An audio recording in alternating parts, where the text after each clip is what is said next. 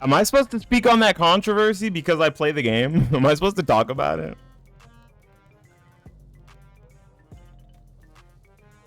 Like, it's kind of in the back of my mind. Like, I know it exists, but I don't even remember exactly fully what the problem was. I know it was like they wanted to update members pricing.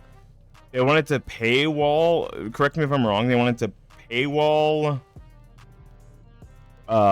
security, like security features or customer support. They wanted to paywall customer support, and they wanted to lock multiple membership characters or multiple membership games to different tiers, right? Like you couldn't get the base version of RuneScape 3 members, and you couldn't get RuneScape 3 members and old school RuneScape members for one price. You had to like pay for 2 separate character memberships or something, or pay for a higher tier membership. I think not having multiple characters for membership is a little weird, because doesn't World of Warcraft have like almost infinite characters? Like you can make like, I don't know, you can make at least 10 characters in World of Warcraft for membership, like the base membership. Also, they said something about ads, and everyone was pissed about non-intrusive game ads. I think non-intrusive game ads for non-members is fine. I don't pay for this game. I don't play it enough. I'm sorry, Jagex. I've been playing your game for like almost 20 years. I have a 15-year veteran cape, okay? I've been playing your game for a while, and I had an account before that. So I've been playing this game at least 17 years. I am 29. I've been playing it since I was like 11. I'm about to be 20. I'm about to be 30, and I've been playing it since I was like 11, if I'm not mistaken. I think I like first saw it when I was 11 years old at like a friend's house, and then I had like a little shitter laptop. I took it to the public library because I didn't have internet at the time to make a RuneScape account, okay? And then I got the Wi-Fi password at school because the IT guy was cool.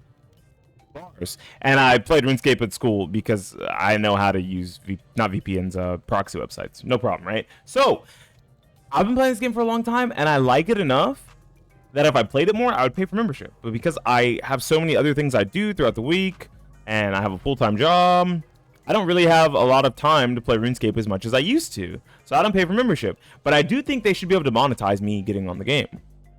Monetizing a non-member by adding ads does not sound that bad. Honestly, if you're a free-to-play player and you're mad about the idea of ads, you gotta fucking hold that shit, bro. Everything in the world has ads when you're doing it for free. If you use YouTube for free, you have ads. If you use Twitch for free, you have ads. If you use social media platforms, you have ads. Like, not even free or paid. Like, if you use social media platforms, there's ads. Ads are everywhere. Okay, it's just like a billboard. You're driving down the road, you're on the highway that you paid for with your taxpayer money. Get fucked, bitch. There's fucking billboards. That's a little different though, because that's like a big ass billboard you can just like ignore. You can't like really ignore ads on YouTube that heavily or on Twitch. But the game used to have banner ads when it was in browser, right? There was like a top and bottom banner ad with the game in the middle of the screen. And full screening it would just put the banner ads at the top and bottom, but make the rest of the screen, it would blow up the aspect ratio of the rest of the screen, correct? If I'm not mistaken. That's how it worked. And I didn't hate that as a kid. I didn't think about it too much as a kid. But it was an ad, and it probably led to the game being able to expand in the way that it did while monetizing free-to-play players. If that has to exist for the game to make enough money to continue to support a free-to-play version of the game, that's cool. Because development costs have gone up, and the costs of living and wages for employees has gone up. Like, I'm not delusional. Okay, my wages went up like $4 in 2 years. Because that's and that might not even be enough. Honestly, like I probably need to be paid another like couple bucks. It went up $4 in 2 years. Probably needs to go up another $1 or $2, if I'm quite honest. But like, I'm not gonna complain about the raises. Like, but with that in mind, unless Jagex wants super underpaid and underpaid workers that don't care about their jobs, you probably want to make sure they make enough that they continue to put out good quality content, updates, and bug fixes. Right? I think, especially with a game as big as Old School RuneScape has a thriving player base of free-to-play and paid players. Right? Even the free-to-play is huge. Free-to-play is not very big in RuneScape 3. I don't know if would even like, I don't know what the cost per ad would be. Like the cost per play on an ad would be in RuneScape 3 because there's just not as many eyes. But RuneScape, old school RuneScape, you would probably have really big margins, or at least larger margins than you would in regular RuneScape. I think they should do both, personally. But I think charging more for better customer support is fucking awful. You're paying for the game, you should have the same customer support as anyone else. If you're paying for the game, you should have good customer support. Yeah, I guess if your customer support ticket takes a long time in free to play, yeah, get fucked. You're free to play, bro. But paid, that shouldn't be an issue. And then the same thing with characters. They should look over at their contemporaries and think, yeah, if you can make multiple characters in a game like PoE 2, and you can make multiple characters and in base PoE, and if you can make multiple characters in World of Warcraft for the base membership price, you shouldn't make it so that it's more money to make multiple characters or have access to both versions of the game in RuneScape 3 and old school RuneScape. That just seems silly. Like it almost seems like a really out of season April Fool's joke, some of the things that they mentioned. It seems like an out of touch April Fool's joke. Now, I guess it kind of helps with the idea of botting. Like I could see a world where they don't want people to be able to multi-box and bot using multiple accounts on members, because I know that that is an issue. Like botting is an issue, but hey, guess what? That's another issue they could solve. Yo, what up, Kami? That's a whole other issue they can just try to solve, is just like solve the botting issue so that it makes more sense to give people more access to characters and more access to features in pay to play. I want to go. Should I like go and watch the video? Because I feel like I remember most of it.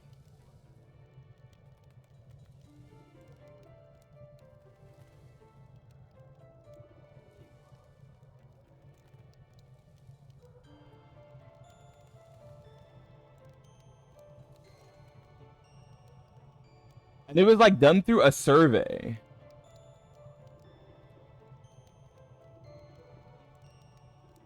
I don't know where it is. Maybe it got taken down. Which, I mean, I guess I would too, right? If I put out something that egregiously hated by the community, I'd also take it down. I will say, though, I think RuneScape players are very spoiled. Fight me if I'm wrong. Yeah, I'm glad you're doing good. I'm chilling too. I'm big vibing. RuneScape players are very spoiled. Especially RuneScape 3. Old school RuneScape. Yeah, I mean, look. If the game did better, and if the game was better, it wouldn't be getting shut down. I'm just calling it now. If it could hold its players and people liked it enough to support it, it wouldn't be going anywhere. So, I mean, they had enough missteps that the game is going offline.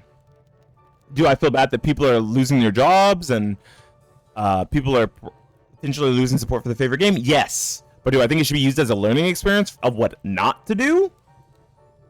Yes. I'm very rude in that way. Saw that coming a mile away after Pop-Up Girls. I saw Nubia and I was like, why? Why is this happening? And then boom, hey, look at that. Pop-Up Girl seems like a interesting enough character. I don't know what's wrong with her. Is she just too small or something? Them? What's wrong with them? With the girls? Like, they seem like an interesting and popular enough. Like, I could see how people like Pop-Up Girls, right? You know what's weird? Why don't we have Dexter from Dexter's Laboratory? Is he not a WB character? I could have swore he is.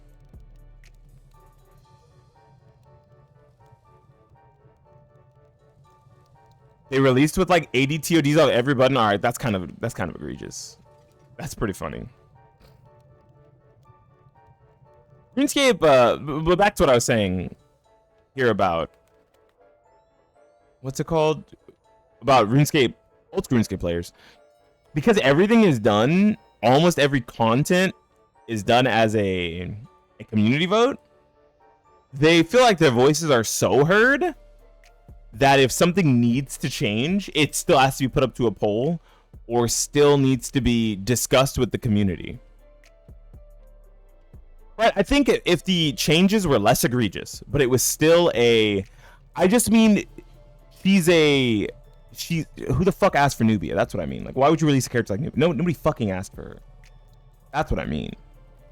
Not like, oh no, she looks good or bad. Yeah, she looks bad. But I mean, like, who the fuck asked for Nubia? Yo, where's Neo? We got Agent Smith. Where the fuck is Neo? Yo, where's Harry Potter? Where's Dumbledore? This game's community is so tight knit with changes. Like, changes go through them.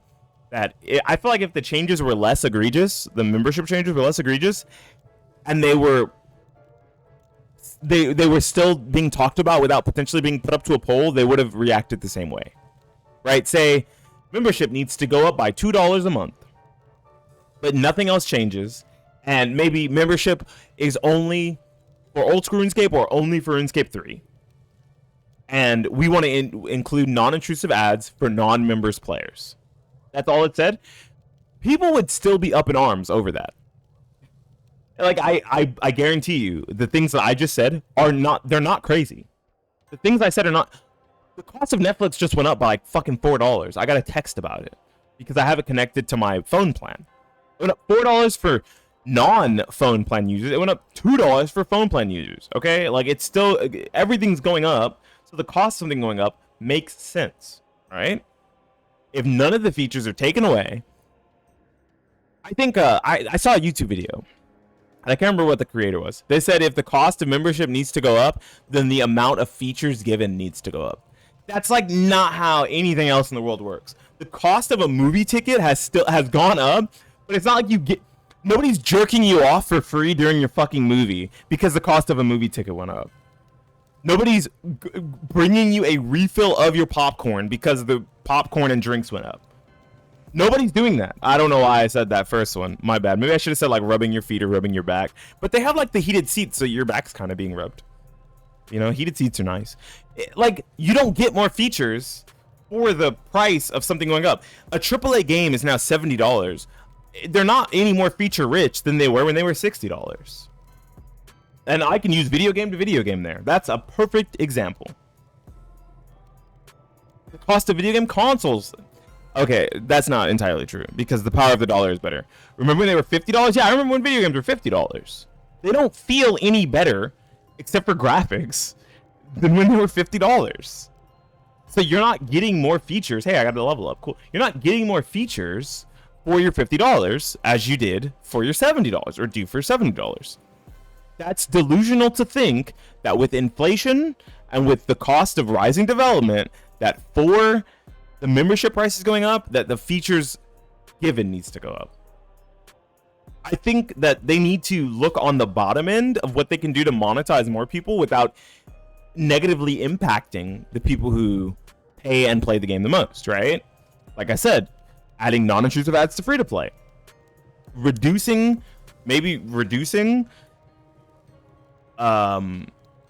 membership to only one game or the other, unless you pay a couple bucks more. Like, you pay $3 more. Okay, you get access to both. You only pay the standard fee. You only get access to one. And I think a big deal is there, and most people don't play both. I could be wrong, but I feel like most people don't play both anyway. And if playing both is really in the cards for you, you should be able to afford another. Yeah, drop a meat on the peaches. Drop an eggplant on the peaches. I think if you want to play both, maybe let me check something before I speak out of my ass. I want to see if you pay for retail WoW, do you also get access to WoW Classic? World of Warcraft membership featured.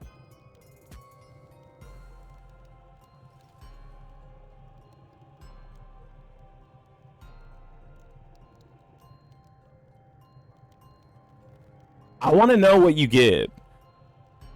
Okay, World of Warcraft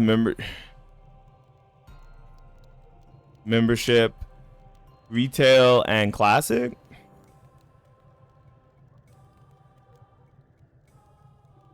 All players with an active World of Warcraft subscription or game time on their accounts have access to WoW Classic at no additional cost. Yeah, maybe you can't do that.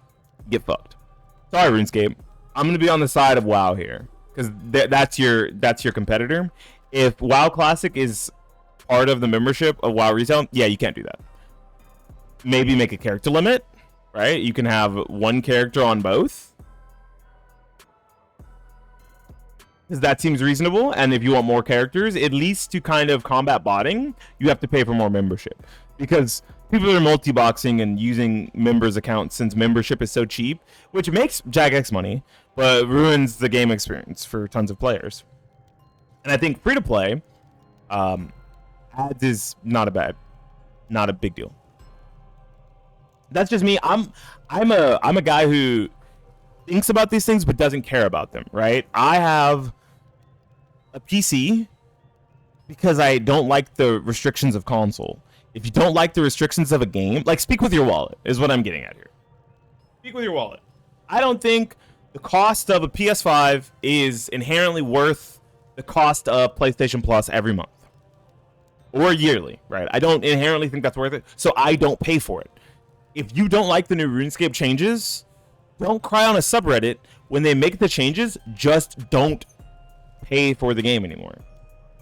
But also be reasonable and understanding in that some changes need to be made to a system or a game for it to continue to make money. Because guess what? If these companies don't make money, they don't stay in business, and you no longer get your favorite game. I put money into a game like Rumbleverse that I knew was small and needed the money. I think I put like probably $150 to $200 in it over my time playing the game, which is a lot of money for 6 months, really, when I think about it. But I did it because I knew that without that money, a game would shut down. If you think that the cost of membership on one account is enough for a game development studio to stay afloat, you're probably crazy. That's why we have so many other forms of monetization now. When it comes to microtransactions and in-game ads, those things exist because one form of revenue is generally not enough to keep video games afloat. I'm gonna be real. I'm gonna be quite honest. That's just the truth. Do I think that some companies take it overboard and are trying to maximize profits for shareholders? Abso-fucking-lutely. Duh. That's why video game budgets are exploding. That's why video game companies are imploding. Shoutouts to Ubisoft, idiots. That's why.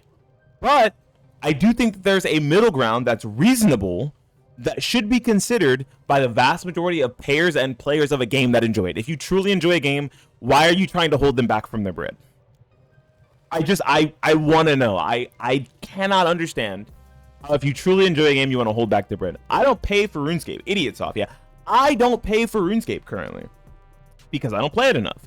If there was a fucking ad on the top of this screen because I don't pay for it, I would be the last person to complain about it. Because I am using space on their server and maybe giving them a game population number, which probably helps with shareholders and stuff, maybe. But I'm not giving them any other intrinsic or inherent value existing in their ecosystem, especially because I don't do raids. I don't do PvP content. I don't really interact with the communities or anything. I don't have a big voice or platform showing off the game. So I'm not really giving them any inherent value. If you're playing RuneScape on your phone and not doing anything with friends, that's you. If you're playing RuneScape in a dark cave, not playing with anyone, grinding to max level on everything free to play you can, that's you. Not streaming it on Twitch, Kick, YouTube, or Facebook, that's you.